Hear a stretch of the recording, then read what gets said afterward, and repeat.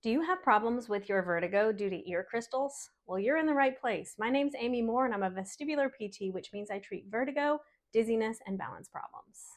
I'm continuing my series on BPPV with this part 3, where I will answer the question, what causes BPPV? If you see an additional question on the screen that you would like answered, please tune into the playlist on my page titled BPPV to find the corresponding part you're curious about. Your ear crystals, scientifically known as otoconia, are located inside your inner ears, and they are a vital part of your anatomy at birth, helping with such tasks as sensing motion and making balance reactions. When your ear crystals dislodge or crumble off into the neighboring semicircular canals, it's a condition called BPPV, or benign paroxysmal positional vertigo. BPPV causes severe vertigo symptoms, which are characterized by sensations of spinning, falling, or being pulled in one direction, especially with head movements or position changes. It can cause severe imbalance, difficulty standing or walking, rapid repeating eye movements known as nystagmus, and nausea or vomiting. So if BPPV is when your crystals break off, what causes them to break off in the first place? According to research, there are many reasons why your ear crystals can become brittle and break off over time. But in order to understand why, let's talk a little bit about their anatomical features.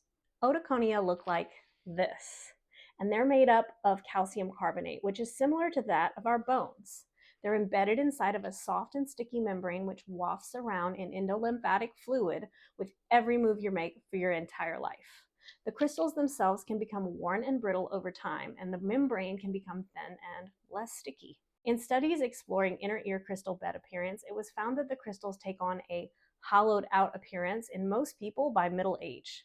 So, in other words, it's normal for them to break down over time, and in some more than others due to genetics.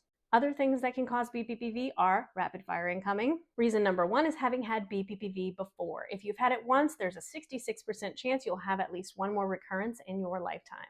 Number two is being female, especially postmenopausal, for the same reasons that postmenopausal women have higher rates of osteoporosis. Osteoporosis can break down your ear crystals in the same way that it does your bones. Number three is trauma. Crystals are physical structures that can be shaken or broken just like any other part of your body.